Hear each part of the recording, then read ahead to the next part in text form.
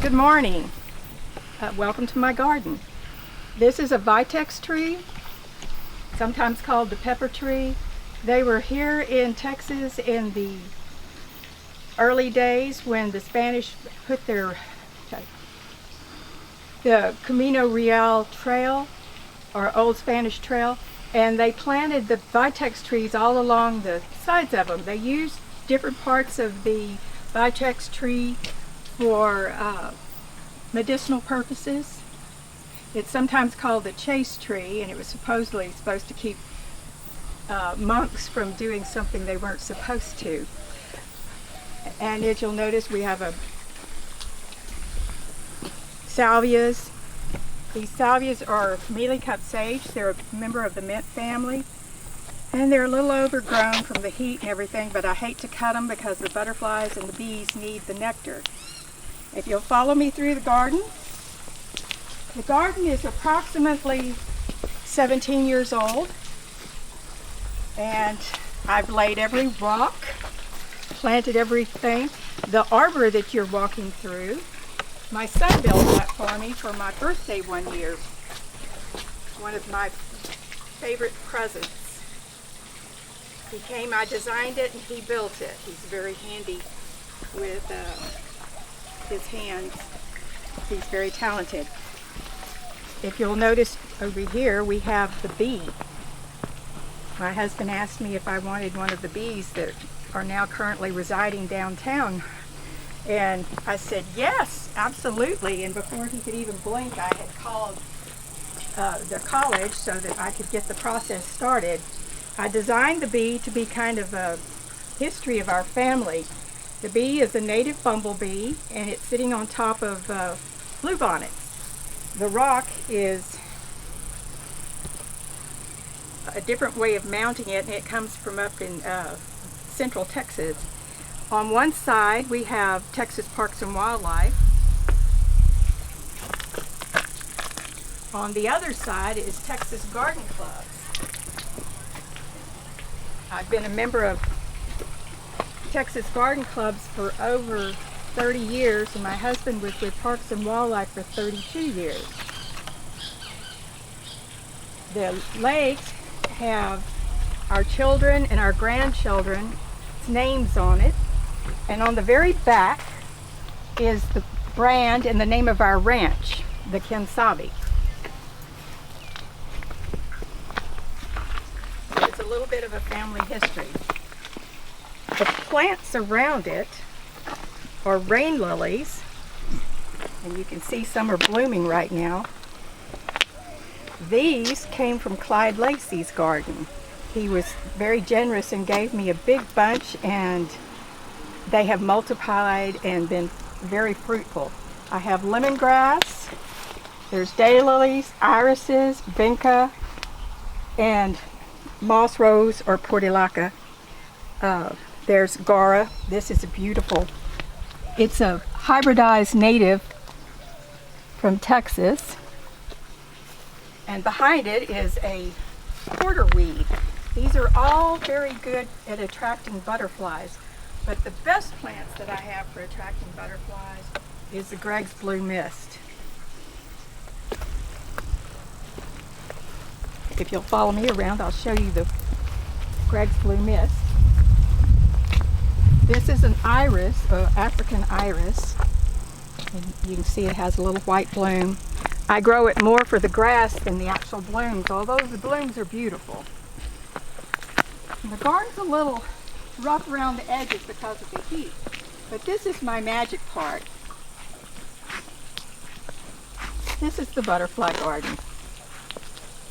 And I let it go kind of wild because I don't use any kind of poisons or weed killers or anything on this garden because I want to encourage my butterflies. And as you can see, they're just absolutely beautiful.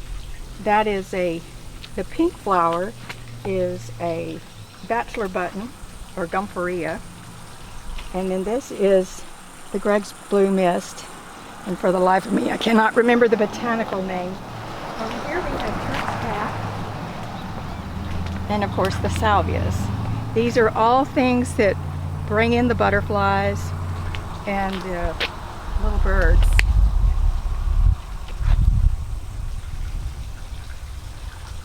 magic. They're really active today. Yes, it's the right time of day. 10 o'clock is usually their prime time because it's warm enough, but it's not too hot yet. Butterflies are not able to warm up on their own, and they rely on the sun. And so you have to provide all of the things that will make them happy. If you'll notice up here, I have a red plumeria that's open. And all of the rock, I would go to visit my dad in Portland.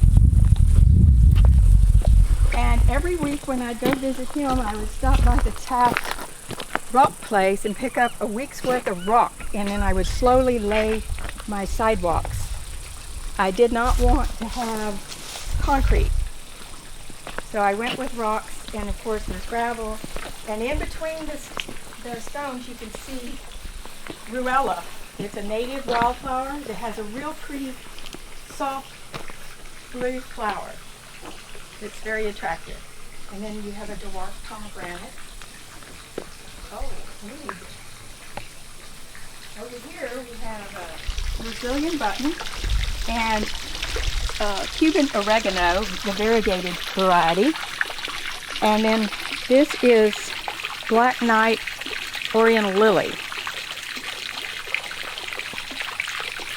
I ordered the bulbs and plant them in pots because they will not survive in our ground. It's too hot.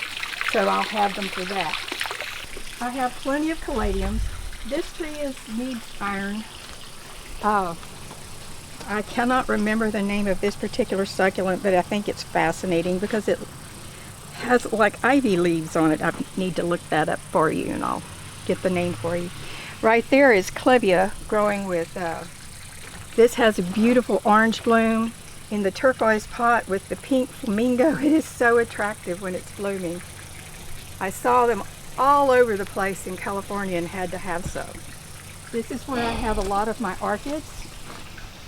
This particular orchid is, I just divided it. You can see the new babies coming, shoots coming up all in there. It was so overgrown it wasn't producing new shoots like it should, so I took it all apart, divided it. There's one up there, and you can see all of these will bloom this year, so it's going to be covered when it blooms in the fall.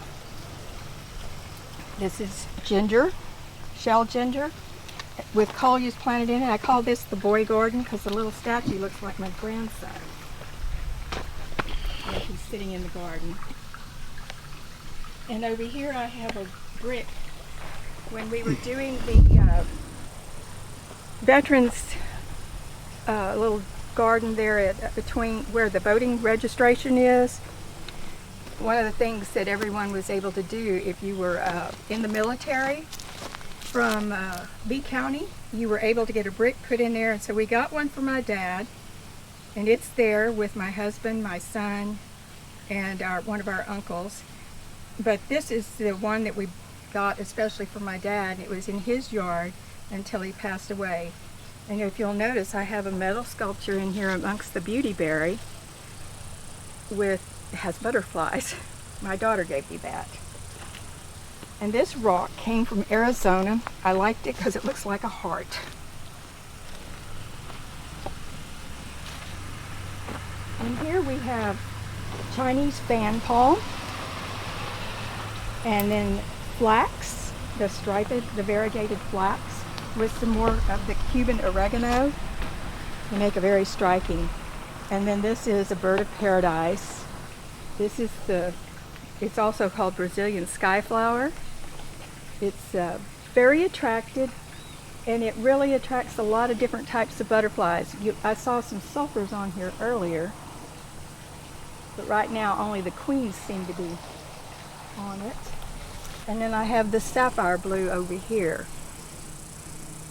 And then more Brazilian button that escaped the beds, and I haven't wanted to mess with it because it's doing so well. But it escaped into the pathway. The pathways, I just widened them this year so that I could get my four-wheel wagon down it.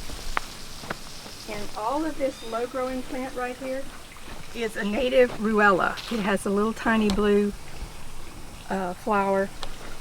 Over here I have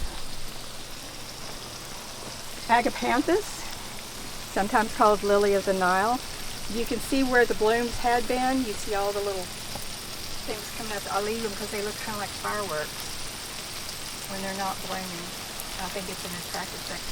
And in here I have all sorts of succulents, asparagus, fern, and over here are some daylilies and pentas.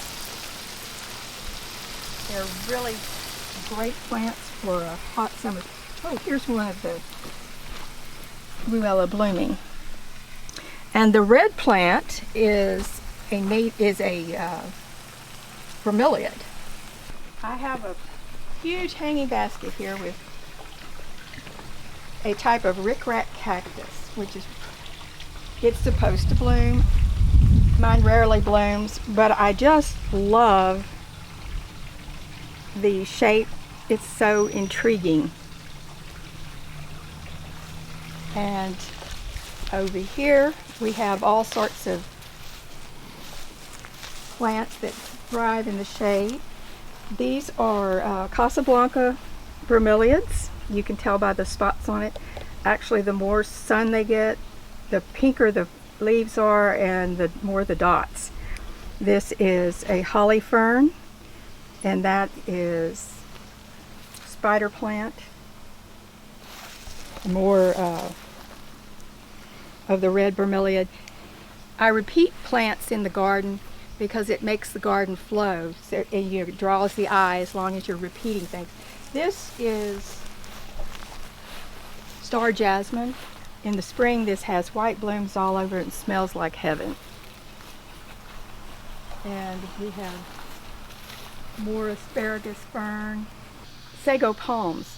They're actually not really palms, they're cycads.